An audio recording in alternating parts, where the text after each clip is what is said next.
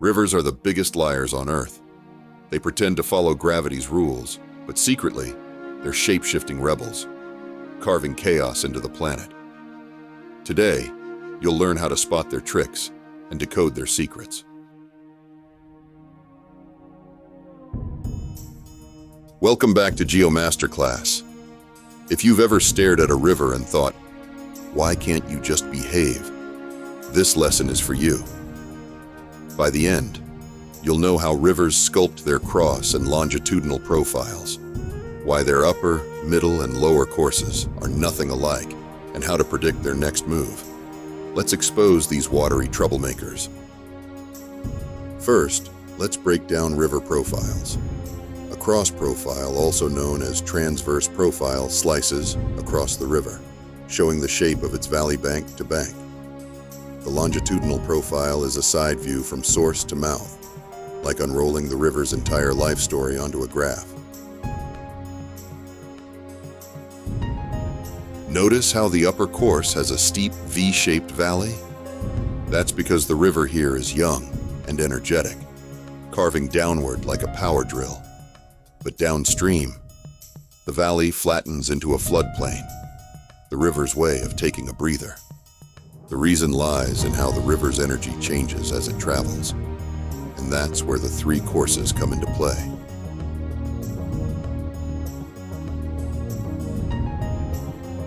The longitudinal profile reveals the river's gradient from source to mouth.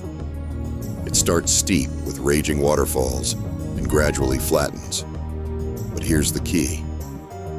Gradient, velocity, and erosion processes shift dramatically between the upper, middle, and lower courses, and those shifts create iconic landforms. Notice the jagged rocks and turbulent flow? That's the upper course's signature. No subtlety, all drama. Let's start in the upper course, where the river is basically a rock star.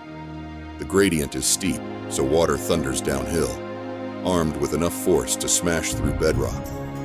This vertical erosion creates gorges and waterfalls.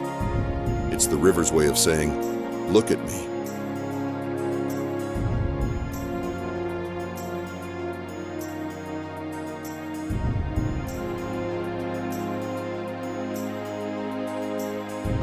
By the middle course, the river's mellowed, sort of.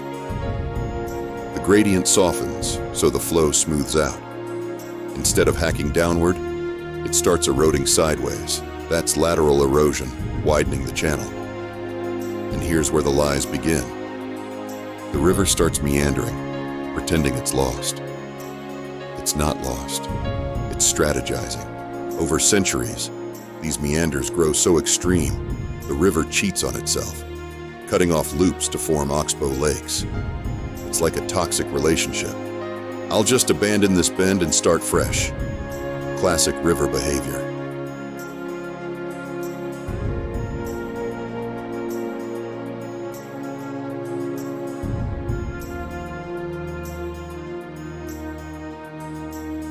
Now, the lower course, where the river's energy crashes. The gradient flatlines, so the water slows to a crawl. All that sediment it stole upstream, it dumps it here.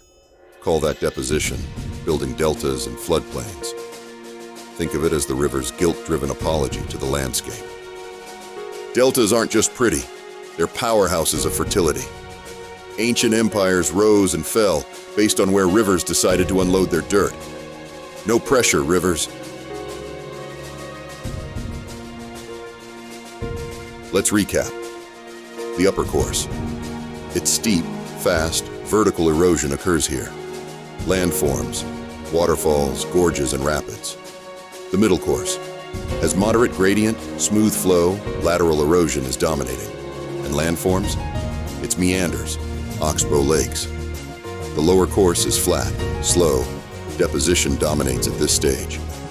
Landforms, deltas, floodplains.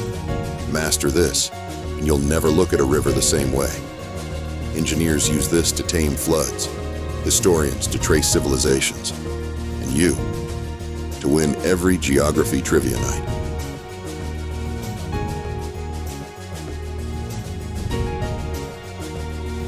Thanks for joining this river rebellion. If you enjoyed learning how rivers bend the rules, smash that like button, subscribe, and hit the bell. Next week, we're diving into meanders and exposing why rivers can't resist a good curve. Stay skeptical, stay curious, and keep questioning nature's fibbers.